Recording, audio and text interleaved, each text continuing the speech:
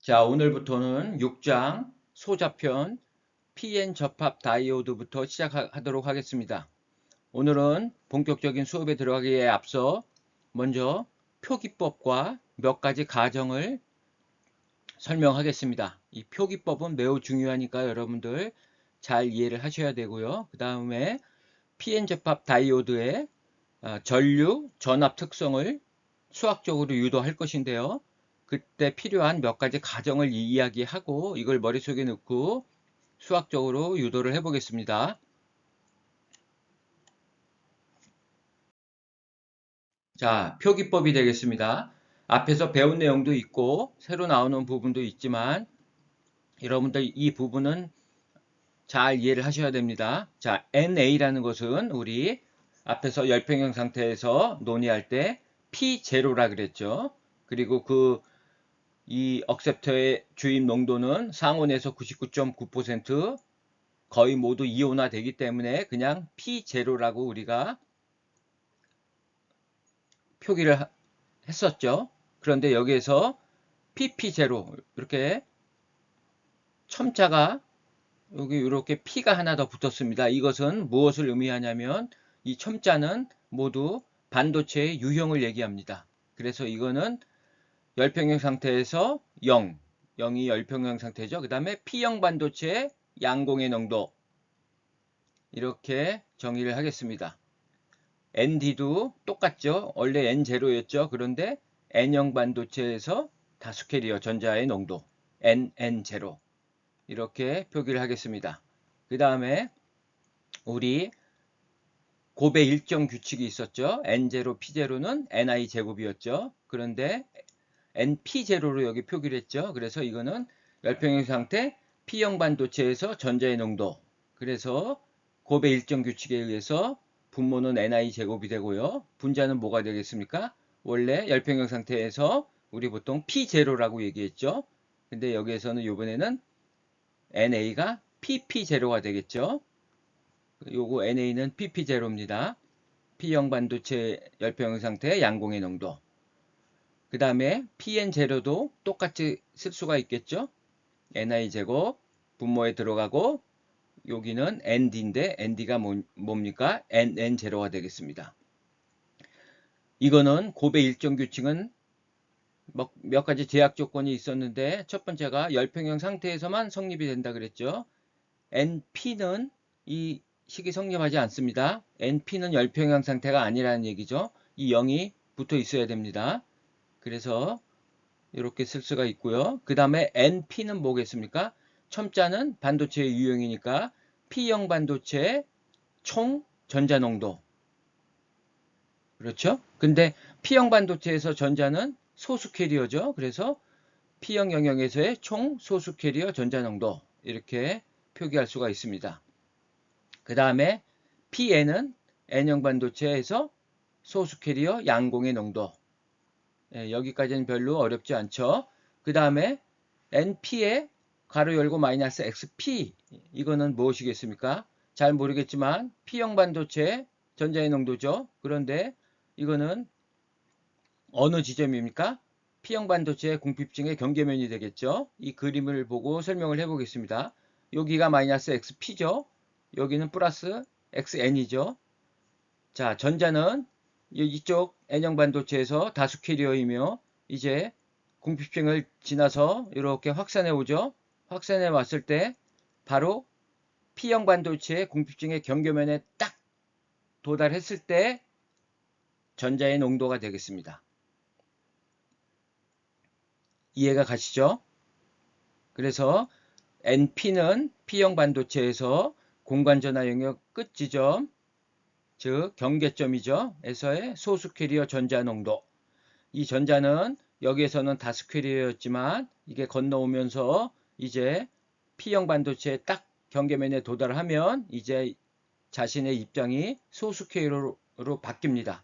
정확히는 과잉 소수 캐리어라고 하는데요. 과잉 소수 캐리어로 입장이 바뀌면서 이제 왼쪽으로 확산해 가겠죠. 확산해 가면서 양공들과 재결합하여 소멸해 갑니다. 여러분은 이러한 사항들은 이미 우리가 앞에서 다 배웠던 내용들이죠. 자, 그러면 PNXN은 무엇이 되겠습니까? 양공도 이렇게 확산해 오죠. 그래서 이제 입장이 소수 캐리어로 바뀌면서 N형 반도체의 궁핍증 경계면에 딱 도달했을 때, 이때 양공의 농도가 되겠습니다. 그리고 이 양공의 농도는 어떻게 변해가겠습니까? 점점 줄어들겠죠. 확산해 가면서 전자들과 재결합하기 때문에 점점 감소해 가는데, 이 감소 형태가 어떤 식으로 감소를 할 것인가를 이제 앞으로 배울 것입니다. 뭐 결론적으로 얘기하면 이렇게 지수함수적으로 이렇게 감소해서 나중에는 제로로 수렴하게 됩니다.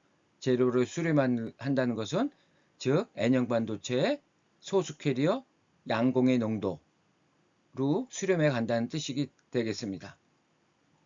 그 다음에 델타 NP는 뭐가 되겠습니까? P형 반도체의 과잉 소수 캐리어 전자의 농도가 되겠습니다. 그러면 이거는 어떻게 표시할까요? 자, 여기에 전자가 도착했죠? 요거는 NP라 그랬죠? NP가 요겁니다. 거기에서 뭘 빼야 됩니까? 바로 NP0를 빼야 되겠죠? 그것이 바로 델타 NP가 되는 것입니다. 우리가 주의해야 할 것은 P형 반도체라 하는 것은 100% 양공만 있는 반도체가 아닙니다. 소수 캐리어 전자도 있고 다수 캐리어 양공이 있는 거고, N형 반도체도 동일합니다. 다수 캐리어 전자가 있고 극소수이지만 양공도 존재한다는 겁니다. 그래서 델타 NP라는 것은 요게 되는 게 아니라 여기에서 요 원래 P형 반도체에 있던 전자의 농도, 그거를 빼준 값이 바로 델타 NP가 되는 것입니다. 그래서 이렇게 쓸 수가 있는 것입니다. 자, 여러분들 이제 표기법을 다 이해하셨을 겁니다. 자, 다음은 대략적으로 5가지 가정을 하고 이제 진행을 하도록 하겠습니다. 자, 첫 번째는 역시 앞에 설명하였지만 계단형 프로파일을 갖는다. NA가 이렇게 일정하게 균일하게 도핑되어 있다가 접합의 경계면에서 갑자기 급준하게 떨어지고 그 다음에 ND 농도로 이렇게 수렴한다. 뭐 NA는 여기서 그러니까 제로가 되겠죠. 그림이 조금 이상하지만 뭐 의미하는 건 알겠죠. 여기가 NA는 여기서 제로가 됩니다. ND는 어떻게 되겠습니까? 쭉 오다가 접합의 경계면에서 쭉 떨어져서 그 다음에 제로로 수렴하겠죠. 이 의미는 어떤 의미냐면 대부분의 전압은 공핍증에 인가된다 그랬죠. 공핍증은 저항이 큰 고저항 영역이라 그랬죠. 그래서 이쪽에서 밴드가 휜다 그랬죠. 그리고 이쪽 영역, 이 벌크 영역에서는 밴드의 힘은 없고 평평하다고 가정을 했죠. 실질적으로는 약간 존재합니다만 아주 작아서 우리는 무시할 수 있다 그랬죠. 왜냐? PN 접합에서 대부분의 전류는 드리프트 전류가 아니라 확산 전류이기 때문에 이 중성 영역, 벌크 영역은 에너지 밴드든 판판하다 그래가지고 우리가 이렇게 그렸었죠. 자, 계단형 도핑 프로파일을 갖는다. 첫 번째. 두 번째는 맥스웰 볼츠만 통계를 따른다. 우리 페르미 디락 분포함수 기억이 나시죠? 이 수식은 외우고 있어야 된다 그랬죠? 자, 여기서 E-EF가 전자가 갖는 에너지가 페르미 준위보다도 차이가 3kT 이상이 난다. 이때 맥스웰 볼츠만 통계로 근사시킬 수 있다고 했는데 그때 신뢰율은 몇 %라 그랬죠? 95%라 그랬죠? 따라서 충분히 신뢰성이 있다는 의미가 되겠습니다. 그래서 이 값이 커지기 때문에 2를 우리 무시하겠다는 얘기입니다. 2를 무시하면 그냥 이렇게 쓸 수가 있죠. 그 다음에 로우 레벨 인젝션을 가정하겠다. 로우 레벨 인젝션은 뭐였죠? N타입 반도체를 기준으로 한다면 이 과잉으로 생성된 캐리어가 이 전자 N타입 반도체의 다수 캐리어 전자 N0보다 훨씬 작아서 그냥 무시한다 그랬죠. 그래서 N0가 되는데 P가 확 바뀌죠. P0는 굉장히 적은 양이죠. 그런데 될 때 P가 갑자기 늘어났기 때문에 이 P0가 무시돼서 이때는 델타 P가 되겠습니다. 이것을 우리 로레벨 인젝션이라 그랬죠. 이거를 이렇게 가정을 하겠다는 얘기입니다. 그 다음에 네 번째, 순방향 바이어스에서 공핍층 내에서 생성과 재결합에 의한 전류는 무시한다. 우리 앞에서 공핍층 내에서도 캐리어가 생성이 된다고 그랬었죠. 그런데 한번 우리 앞에서 배운 샤클리 리드홀 재결합 이론 최종 공식이 이거죠. 그죠? 근데 우리 디플리션 리전에서는 모바일 캐리어가 존재하지 않는다 그랬죠. 즉 NP는 전부 제로로 놓을 수 있습니다. 그러면 여기 NP 0이 되겠죠. 요거 0 되고 요거 0 되고 하면 최종적으로 이렇게 쓸 수 있죠. 근데 이상하죠. 재결합률이 마이너스가 되죠. 재결합이 마이너스가 된다는 의미는 생성이 된다는 의미가 되겠습니다.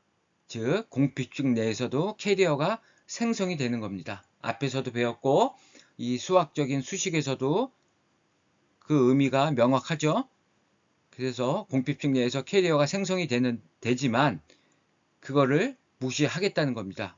이게 그 무시가 타당한가에 대해서는 뒤에 이제 나옵니다. 타당합니다. 그래서 무시를 하고 재결합도 무시한다 그랬죠. 우리 한번 이런 걸 생각해 보세요. 우리가 내부 전지 장벽이 대략 0.6에서 0.7V 정도라 그랬죠. 그런데 우리가 순방향 전압을 걸어주면 이 내부 전지 장벽을 상쇄시켜 준다 그랬죠. 만약에 순방향 전압이 충분히 크다 그러면 내부 전지 장벽보다 충분히 크다 그러면 우리 공핍층이 형성되지 않습니다. 이때부터는 전자가 막 쫙쫙 흘러갑니다. 그래서 순방향 바이어스는 전자, 전류, 양공, 전류가 급준하게 증가하는 전압이 되겠죠. 그래서 캐리어들이 잘 흐릅니다. 그래서 뭐 재결합 전류라는 것은 상상할 수가 없는 거죠. 그런데 순방향 전압이 좀 작다. 그러면 공핍층이 어느 정도 형성이 남아 있겠죠. 그래서 그 안에서 재결합이 뭐 100% 없다고 볼 수는 없습니다. 그렇지만 대부분 다 가로질러 갑니다. 공핍층 영역을. 앞에서도 설명했죠. 그래서 일단 공핍층 내에서의 생성과 재결합은 전부 무시한다. 무시하고 나중에 비이상적 효과에서 그것들을 다시 한번 논의하기로 하고요. 일단은 4번 요거를 기억해 주기 바라겠습니다. 그래서 그림을 그려보면 이런 거죠. 우리 여기에 순방향 전압은 여기에 마이너스 전압을 걸어주고 여기 플러스 전압을 걸어주는 거죠. 그럼 이 내부 전지 장벽이 점점 차가 없어지죠. 그래서 전자는 그냥 쭉쭉 간다는 겁니다. 여기에서 재결합할 이유가 하나도 없습니다. 그리고 여기서 생성되는 거는 우리 앞에서도 뭐 여러 가지 배웠죠. 에버런치 항복이라든가 배웠는데 PN 접합 다이유에서 이 공핍층에서 캐리어가 생성되는 주된 원인은 바로 일렉트론 호울 페어 때문에 생기는 겁니다. 열에 의해서 생성이 된다는 거죠. 이 부분은 뒤에서 자세히 논의를 하겠습니다. 자, 이런 것들을 다 무시한다는 얘기입니다. 그냥 전자는 대부분 여기를 가로질러서 이렇게 간다는 얘기입니다. 그래서 여기에 딱 전자가 도착하면 이때 전자 농도가 뭐라 그랬죠? NP. 그 다음에 여기서 확산해 가면서 지수함수로 이렇게 감소해 갑니다. 이제 그러한 것들을 정량적으로 정확하게 수학적으로 유도해 가면서 물리적 의미를 고찰해 볼 것입니다. 자, 마지막으로 정상 상태로 가정한다 그랬습니다. 이 얘기는 정상 상태는 뭡니까? 비평형 상태지만 캐리어의 시간적 변화율이 일정한 구역이 되겠죠. 그래서 미분이 제로가 된다 그랬죠. 이 얘기는 PN 접합 다이오드에 흐르는 총 전류는 일정하다는 얘기입니다. 즉 이렇게 PN 접합 다이오드가 있는데 PN 접합 다이오드에 전체적으로 흐르는 전류는 당연히 일정하겠죠. 쭉 이렇게 일정하다는 겁니다. 따라서 이 공핍층에서 전자와 양공이 만드는 전류 또한 일정하다는 겁니다. 그리고 전 구간에서 모두 연속 함수가 되겠습니다. 요 JP는 양공이 만드는 공핍층 내에서 이렇게 전류 밀도가 되겠죠. 요거는 전자가 되겠고요. 이게 다 일정하다는 얘기입니다. 우리 한번 기억을 해볼까요? 양공과 전자의 연속 방정식 배웠죠? 그건 이렇게 표시한다 그랬죠? 그래서 이런 것들이 다 0이 되는 거죠. 그죠? 왜냐면 일정하니까 미분이 0이죠. 우리 캐리어의 생성, 재결합 전부 무시한다 그랬죠? 이게 0입니다. 그래서 다 0입니다. 시간적 변화율이 없습니다. 0. 자, 이렇게 가정을 하고 이제 다음 시간부터 정확히 정량적으로 알아보도록 하겠습니다. 자, 오늘 이것으로 강의를 마치도록 하겠습니다.